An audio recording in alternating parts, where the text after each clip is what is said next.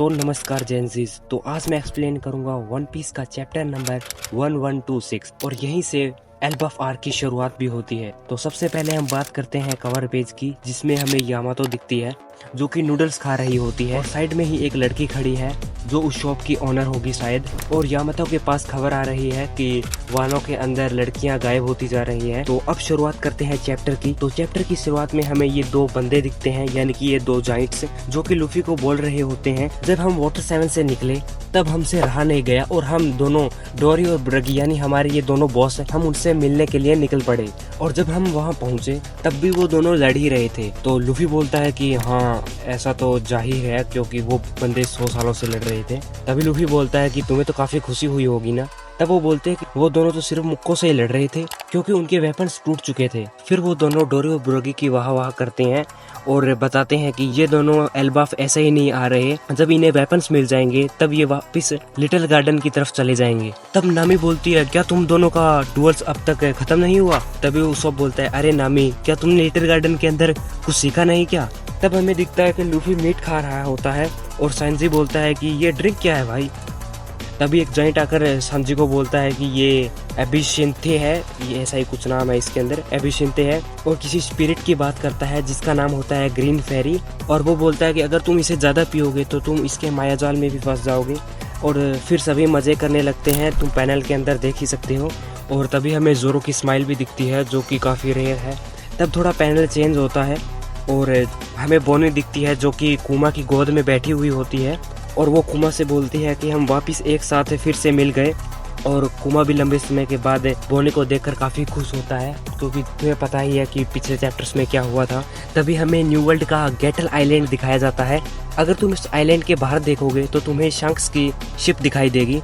तभी हमें बताया जाता है कि कुछ दिनों पहले बार्थोलोम्यू नाम का एक पायरेट इस आइलैंड में घुस आया था और उसने शंक्स के जोली रोजर को भी जला दिया था। और तभी सीन चेंज होता है और तुम इस पैनल को देखो, बार्थोलोम्यू को तो घुटनों पर ला दिया यार शंक्स ने। हाँ, बार्थोलोम्यू पकड़ा जा चुका है, शंक्स आ चुका है, उसके मुंह से खून निकल रहा है यार। देखो तुम, पूरा लहूलुहान कर दिया है बंदे को।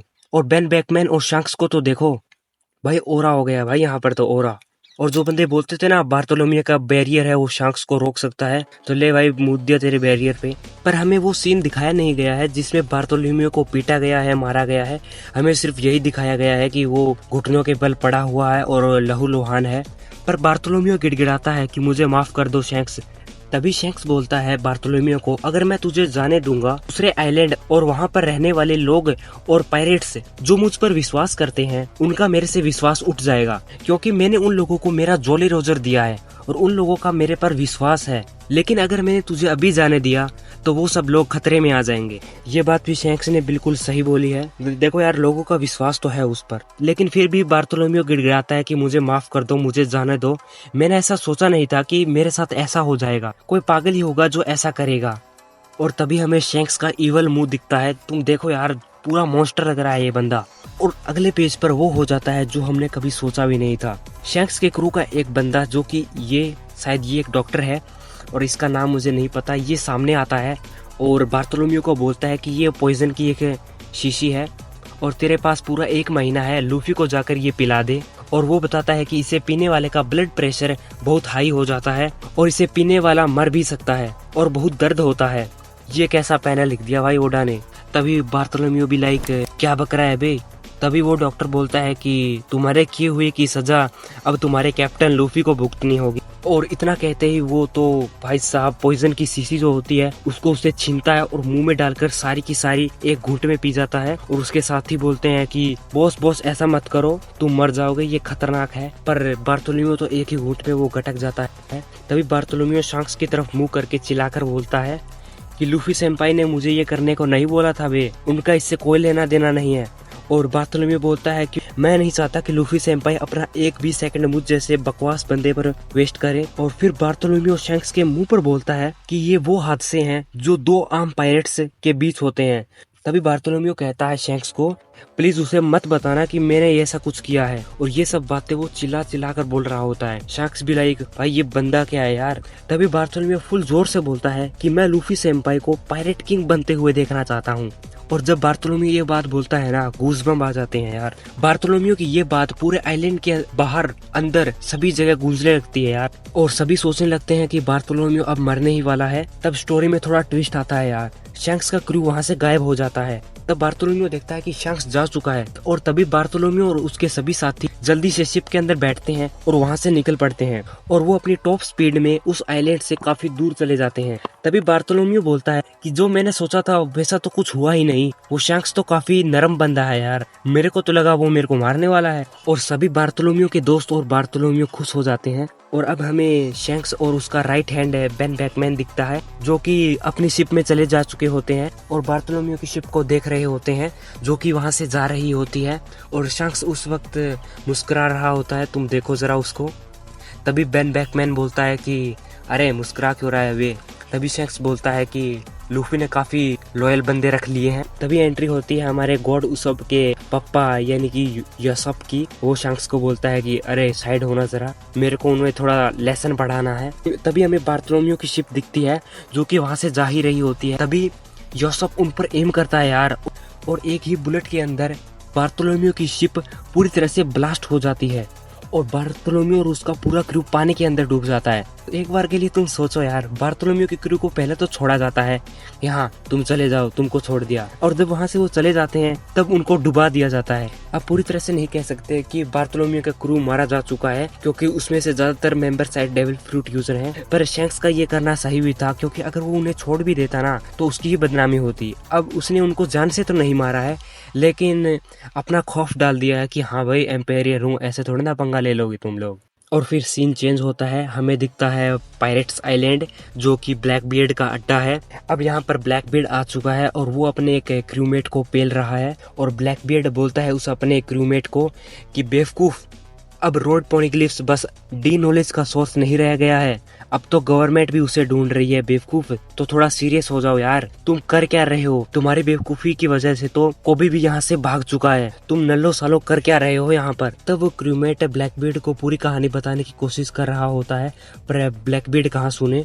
तभी ब्लैकबीर्ड कमरे के अंदर चला जाता है, और बाहर उसकी मंडली जो होती है, यानी कि जो छोटे छोटे पायरेट्स उसके अंडर में काम कर रहे होते हैं, वो ब्लैकबीर्ड को बोलते हैं कि हम तो तुम्हारे सेवक हैं, तुम ही पायरेट किंग बनोगे, तुम आगे चलो, हम तुम्हारे साथ हैं। ऐसा ऐसा उसको मस्का लगा रहे होते हैं सब लोग, और जोर जोर से चिल्ला रहे होते हैं। और तभी ब्लैकबीर्ड पंचायत बिठाता है अपने सभी क्रूमेट्स के साथ, और पूछता है कि तुम लोगों ने कोबी को क्यों जाने दिया। तभी कुजान बोलता है कि पर मैंने गार्प को पकड़ लिया है। ब्लैकबीर्ड बोलता है कि अरे वाह क्या बात है बे। और तभी कुजान थोड़ा सीरियस होकर अपने मुंह पर हाथ रखकर बोलता है कि मैं तो उस बुड्ढे को मारने वाला था, पर पता नहीं वो कैसे बच गया। और फिर हमें सीधा नेवी का हीरो गार्प दिखता है, जो कि खून से लथपथ होता है और उसे जंजीरों से बांध रखा होता है। वो शायद अभी बेहोश है, लगता है पूरी तरह से मरा नहीं है। ओकिजी ने भी बोला था कि मैं तो उसको मारने वाला था लेकिन वो बच गया, इसका मतलब ये कंफर्म है कि वो जिंदा है।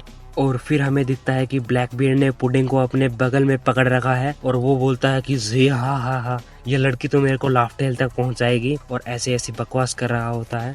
और फिर सीन चेंज होता है एक बंदरगाह के ऊपर। ये बंदरगाह का अपना एक काम है, जहाँ से खाना ऊपर जाता है कैस्टिल ड्रैगन के पास, और उस इलाके में ब्लैकबीर्ड पायरेट्स का एक क्रू मेंबर है जिसका नाम है लफीते। वो दीवार पर बैठा हुआ होता है और ब्लैकबीर्ड से बात कर रहा होता है।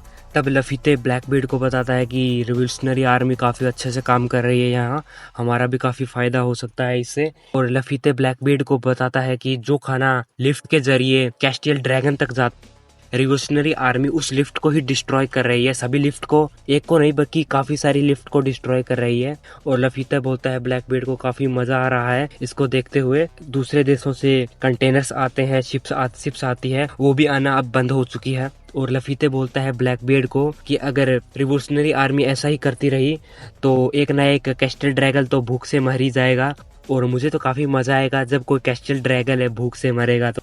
फिर ब्लैकबीर्ड बोलता है आराम करना बंद कर भड़वे, अभी तो किस्मत भी हमारे साथ है, जल्दी यहाँ वापस आने की तैयारी कर। तभी सीन थोड़ा चेंज होता है और हमें कैटरीना दिखती है, जो कि ब्लैकबीर्ड पायरेट की ही एक मेंबर है, जो कि वापस एगहेड से पायरेट आइलैंड की तरफ लौट रही है। तभी हमें पिजारू का बड़ा सा हाथ दिखता है, जो कैटरीना की उस शिप को उठाता है और अंदर की तरफ ले आता है पायरेट्स आइलैंड के अंदर। और तभी पिजारू बोलता है कि बड़े आलसी हो गए हो तुम लोग, तभी हमें शिप के अंदर वो कीचड़ वाला बंदा दिखता है। हाँ, यही है वो दल्ला, और वो भी उनके साथ शिप में है। और वो कैटरीना को बोल रहा होता है कि क्या है ये चीज़, उसकी फट के चाय हो गई होती है।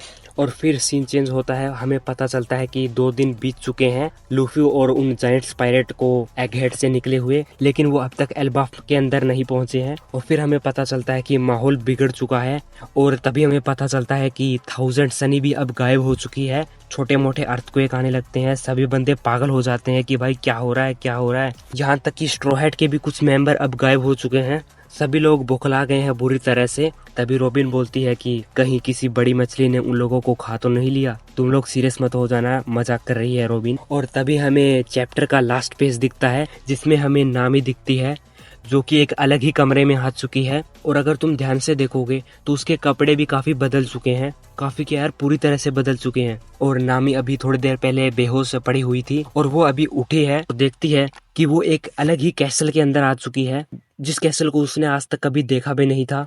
तभी उसे एक आवाज आती है कि उठो नामी उठो। और बेचारी नामी को बिल्कुल भी नहीं पता यहाँ क्या हो रहा है। वो शायद अभी भी, क्योंकि उसने थोड़ी देर पहले ही थोड़ी ड्रिंक ली थी, और वो इधर उधर देखने लगती है। और यहीं पर चैप्टर एंड हो जाता है। और अगर आपको मेरी एक्सप्लेनेशन और ये चैप्टर बढ़िया लगा हो तो मेरे इस चैनल को लाइक और सब्सक्राइब कर दो यार, और आगे से मैं और भी अच्छी एक्सप्लेनेशन वीडियो लाने की कोशिश करूंगा।